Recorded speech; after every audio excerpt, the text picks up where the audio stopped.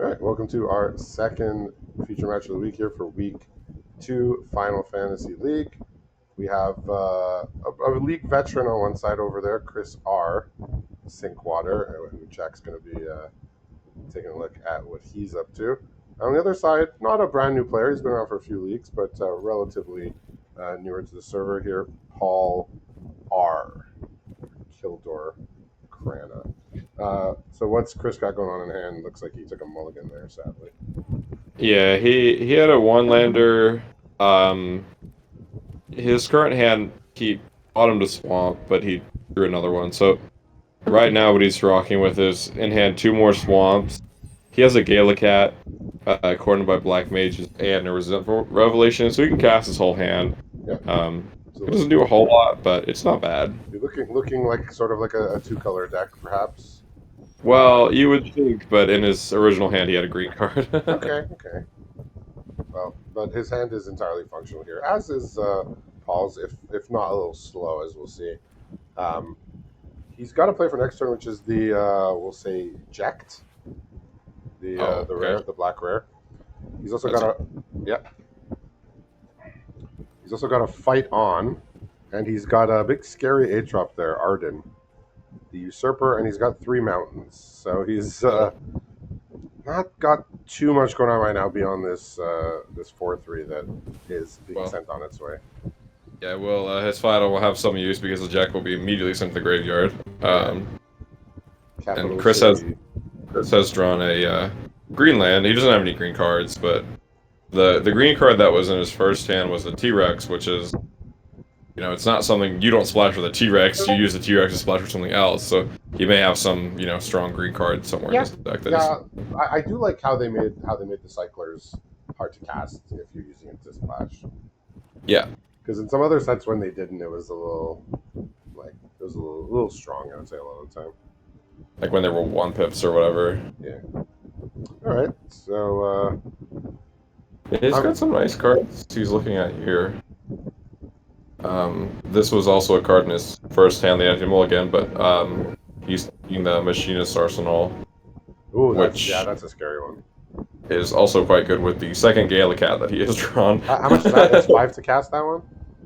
Yeah, so he'll be able to cast it next turn, and he'll be able to develop a second Galacat this turn, which then we'll both get buff when he there's trouble. Arsenal. Yeah, I'm surprised Paul didn't just cycle the land during his turn to see if he drew something, because all he has is fight on in hand as a playable.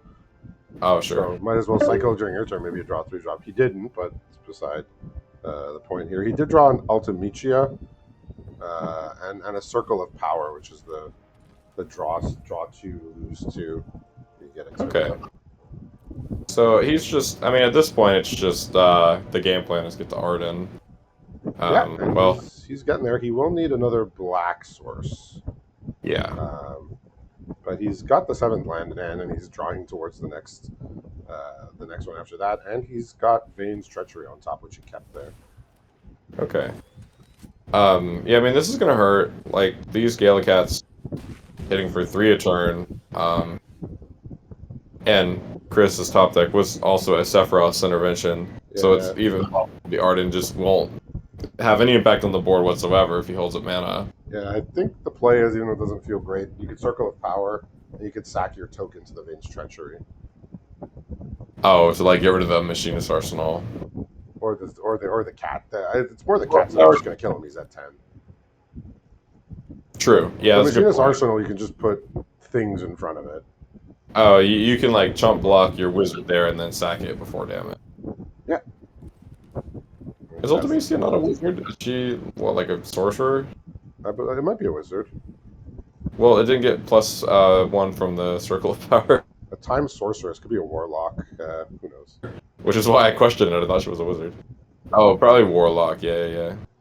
I'm not going to be too concerned about that, but there is a concern for Paul, which is the Galacats, one of which he's going to have to answer here. Yep.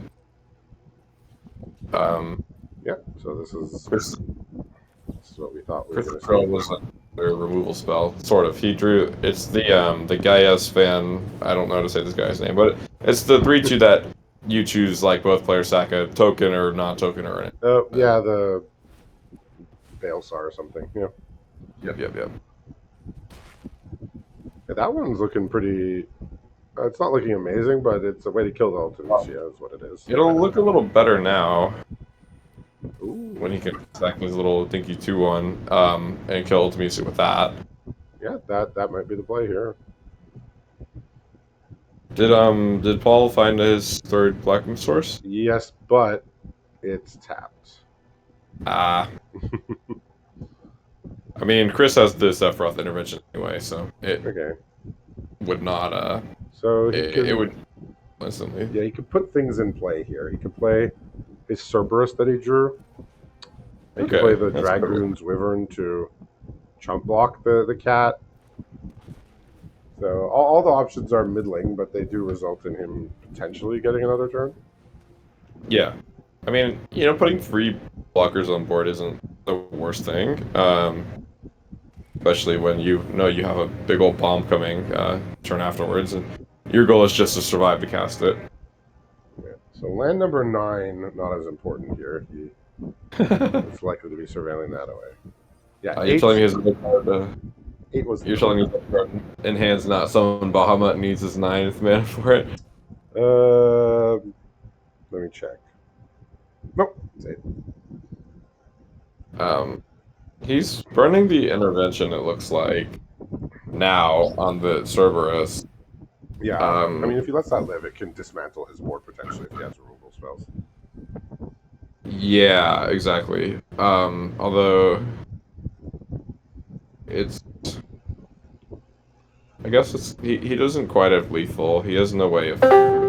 His top deck was a Blitzball, which does ping Paul for 1 with the wizard, but doesn't really accomplish much aside from, being a mana rock. He could equip, I guess.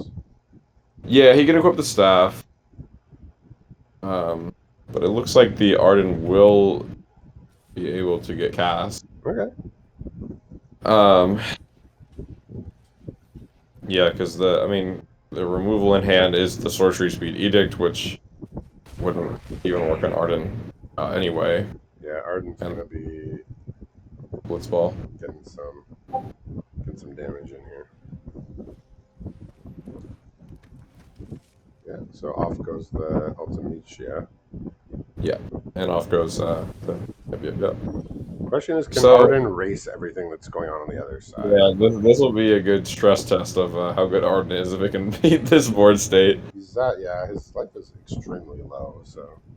Right.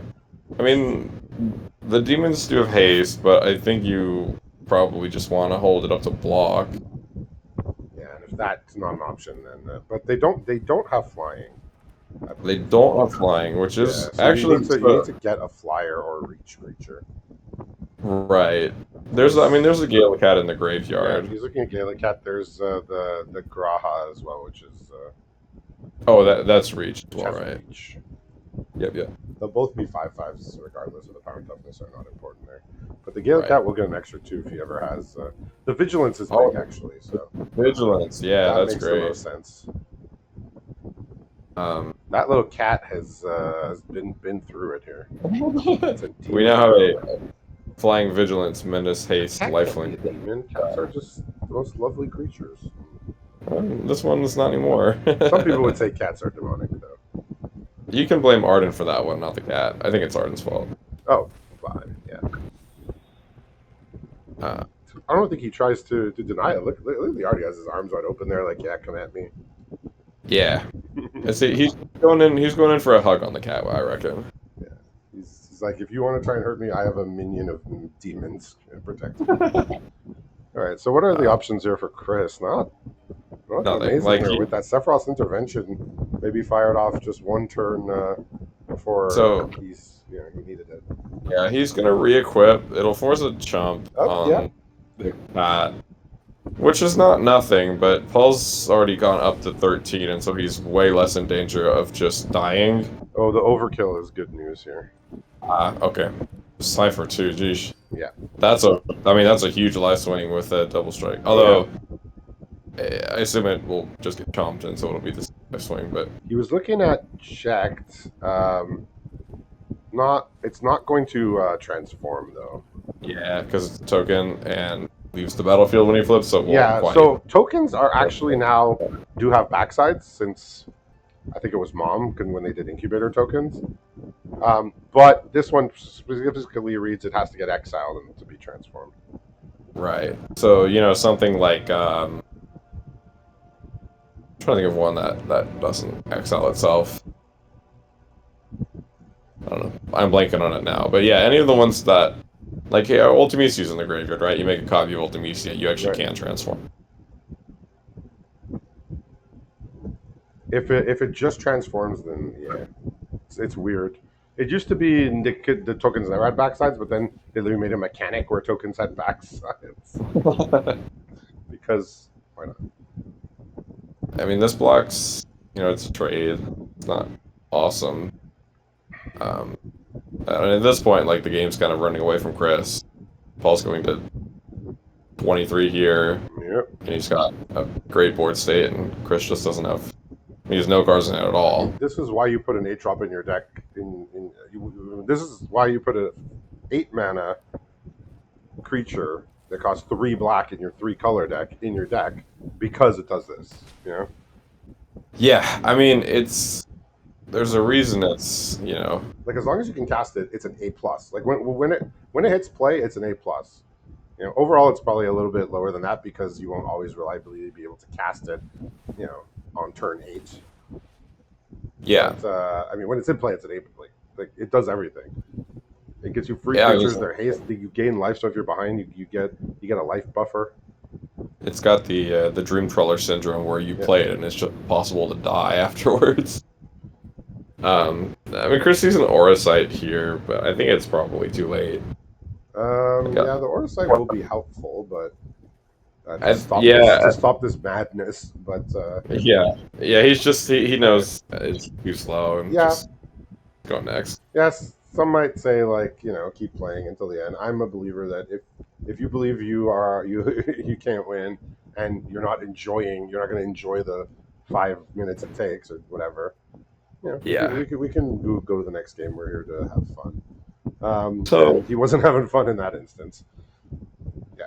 so Chris's deck is interesting. It looks to be mostly black white. He's got some strong cards. So I see a Squall. Um, I see. We saw the Machinist Arsenal. He has a Knights of Round as well. Okay. We saw that one But last week too.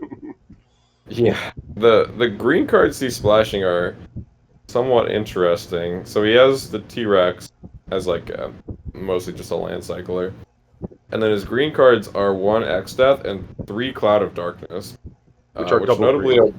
are double green. Yeah, Yeah. I mean, this might be I'm at 6-2, which he is. Waiting to go down like 2 color waiting room, throwing a few yeah, green cards because I know Chris likes to keep his decks pretty responsible most of the time. Don't see him having out of line mana bases very often. yeah. So And he's got Blitzball. He's got 2 of the green white lands. So the fixing's there. It's tough to cast a double card in a deck that's splashing green. yeah. So Paul, on the other hand, he is running pretty much like a straight 3 colors across the board. He has 2 Ardens, in fact. Oh my god. Yeah, he has 2 of those.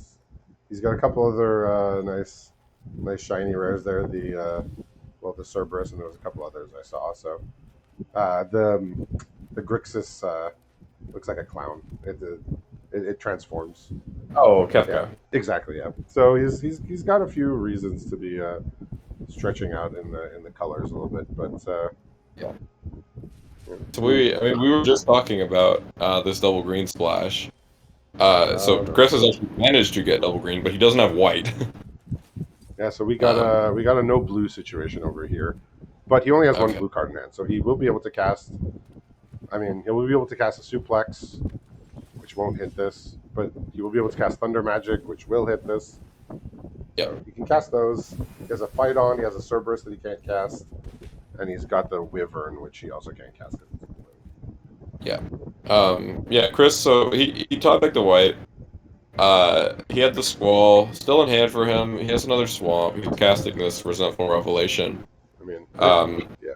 he he has the Crystal's Chosen, which is he's pretty far off casting. Yeah, just a bit. Sephiroth, Intervention. He has a Cloud of Darkness that actually is castable and will be quite good. And he has an Ultima, which is a card I didn't mention in sideboarding, but it's another double white card, so we can't cast that one either. Okay, the board wipe one. It's weird Yeah, because yeah, there's a yeah. creature with the same name as a board wipe in this set. Yeah. Yeah, it's the double white destroy shit in the turn. Yeah. He chose to take. I mean, I would probably do the same. He took Knights of Round off of the Resentful Revelation, which he's nowhere close to casting, but it will take over the game if he does find his next 3 lands. Right, it's just so strong. Yeah, But and we see the power of Cloud of Darkness here. It's quite a good card. yeah, I will say I think that was 2 games so far today that we saw Squall have the additional text of when this enters the battlefield, you don't untap with it. Yeah, I mean it's such a Famous like text. that it really just demands an answer because if it doesn't, it will take over the game, assuming it like has attack. I would say there's a lot of cards that fit that description in this set. Maybe a little more than I would usually like. Yeah. But I do find the set's pretty balanced. So there are some feel bads, but I mean that could happen in any set. But yeah, some of these rares just seem a little pushed beyond. Speaking of which, the 2 that just got fight on. All right. Yeah, so he's got the Cyber back to attacks here. Yep. Kefka's another great one. That card's super strong. Yeah, the backside is wacko. Even the front's incredible. It's like, oh yeah, this enters or attacks. Like, I discard a card, you discard a card, and I probably draw 2 cards. Yeah, I guess it's like a mini game there, but you can always exactly discard something weird like a sorcery or an enchantment. I mean, you can even you can get more if you discard a summon and it's like an enchantment creature. And like your opponent pitches a land or whatever, you can get 3 cards out of it. Say no more. Yeah, I mean the card's quite good. I can definitely see why Paul is running Grixis for it. Yeah. Chris, he has a Sephiroth Intervention. It's only castable card right now, Sephiroth Intervention. All of his other cards are double white. He did get the extra white source, but was tapped. So I assume he will just be holding this intervention up. It's just firing enough now. I mean, yeah, that thing needs to go, and it's gone twice now. It's gonna let him loot away his Crystal's Chosen, which is actually gonna be like a pretty big chunk of damage. 7 damage, yeah. Yeah, I assume that's what he will want to be discarding. Okay, he drew the Cloudbound move. Let's just discard that. Yeah, I feel like I want to keep that card's though. so weak right now. Well, it's not though because he has 7 lands and a Knights of Round in hand, right? Well, he drew his 8th one anyway. But I would have kept it just to guarantee I hit my 8th land drop because so you have Knights around. yeah, so on this side we got 4 uncastables in hand. A blue card, 2 double red cards, and the revealed Kefka. Yeah, I mean this is the trouble with 3-color mana bases. You have some powerful cards, right? Like you mentioned, he has the GF Cerberus in hand as well, right? Yeah, I mean if you have like unlimited fixing, then sure. If you don't, yeah, sometimes you end up like this. Right. I don't. He's playing the Crystal's Chosen first. Oh, before the Ultima. No, before the Knights of Round. Oh, the Knights of the Round. Oh, it can't get countered. So. No, yeah, I don't. I mean, I'm not sure what he thought Paul might have that would mess up his Knights of Round play, but I mean, 4 2/2s is more than 3 2/2s, and he might be trying to just get his opponent dead. So. Well, you think about it though. You play the Knights of Round, and then you play Crystal's Chosen, and then it's 3 3s. What's the for that? Yeah, I think he just said I want to try and get this game over with, so I'm gonna put an extra creature into play. I'm not saying it was wrong or right. I'm just saying that might have been the mindset there. He could also just not want to show him that card, though. In the world of open deck lists, they could be knowing your whole deck anyway. Sure. Yeah, yeah, it's possible that, he felt like he was in a good enough position that he didn't need to reveal to his opponent that he had a Knight's Crown. Yeah, because that card does change the thought process if you know your opponent might have it. Oh yeah, I mean, there's very few answers to it, so if you have any of those answers in your sideboard, you're probably bringing them in. Yeah, well, we saw last week it got -6, and then it got put back into play with a sin on like 2 turns later. So Oh my God. that was, we call those memorable moments sometimes. And an interaction of all time, maybe. Yeah, so I will say I did. It did look like his deck was more towards 3 color. He does not have that many red cards, but he does have 2 double red cards. Like he has like maybe 6 or 7 red cards. It's like some like rares and then some burn spell. Okay. But yeah, He seems to be in the same boat as Chris, where, Chris only has 5 green cards, but some of them are double green. Actually, the majority of them. yeah. So two of his are double green: the Esper Ramos summon and the Cerberus summon. Yeah.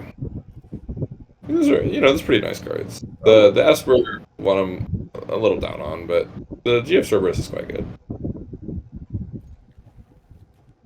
All right. So what's the hand looking like for Chris over there? It's pretty reasonable. I mean, he's got 3 more lands. He has a forest and 2 swamps. And then he has a Gallicat, We got a banger here for Blitzball. turn 3. Oh, so big. Yeah, Um, that's a pretty one. and then rounding out the hand for Chris is an Aura Sight, and then the Machinist Arsenal that we saw in game 1. Yeah. Subsic Appraiser, one of the few happy memories brought with me from playing Turkey or Dragons. So he's also got a Wyvern in hand. He's got a Fight On. He's got Intervention. He's got Suplex. He's got his Aiden, which is why he took the land here. I mean, he also didn't have a 4th land, so.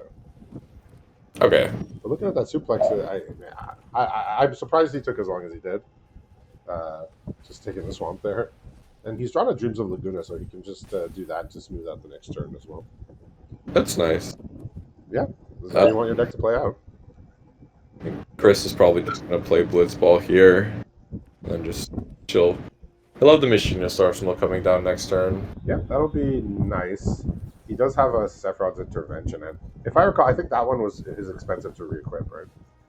It's 4 mana, so it's middle of the pack. I mean, some of them go as high as 6, the freaking Bard's Bow.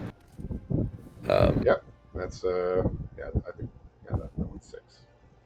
Okay, I mean, he drew a T-Rex.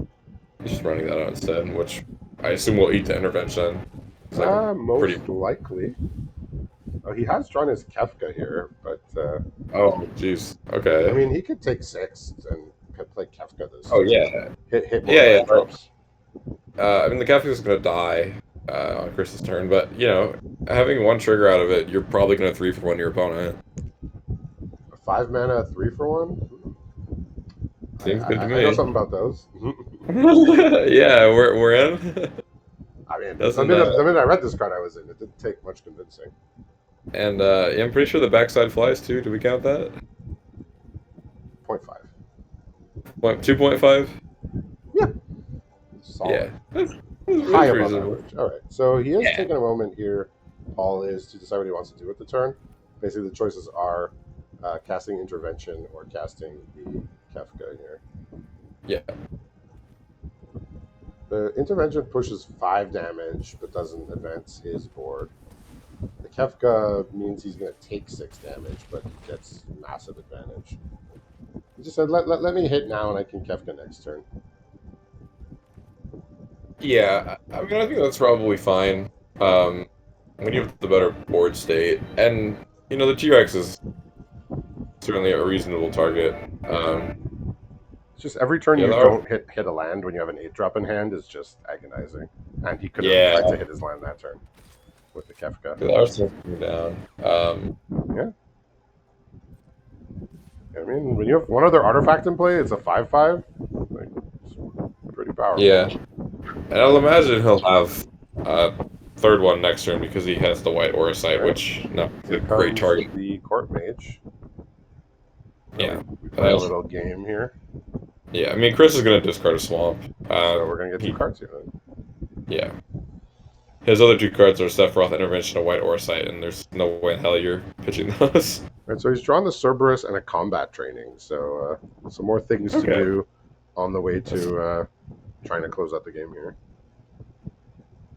and remind me, the flip cost on Kefka is 8, right? Yeah, it costs 8, and I believe your opponent sacrifices a permanent randomly to Yeah, go along with it. that's right. Yeah. And then the back is like a 5/7 flyer, and whenever your opponent like takes damage, you draw that many cards. Yeah, it's wild. Pretty good. I have seen somebody deck themselves with that though. Oh, is it not a May? Nope. Yeah, that's interesting. I Yeah, actually didn't you can consider ask that. Alex about that later. Yeah. Opponent had 14 cards in deck and attacked for 14 when he was at like 46 life. Wow. Yeah, that's at that point. I guess you just don't flip the Kafka. It was how to lose an unlosable game by Yep. arena opponent number 406. Yeah, so in comes Cerberus and a combat tutorial, and he has another combat tutorial, and now he has the mana for the Aiden. So this game is looking to move towards its conclusion, possibly in the favor of Paul. Yeah, Magic Pot is another. I'm waiting for upgrades card. I think. Um. Unless he cited it in. Yeah. Yeah. He did board it in. Okay, that makes more sense then.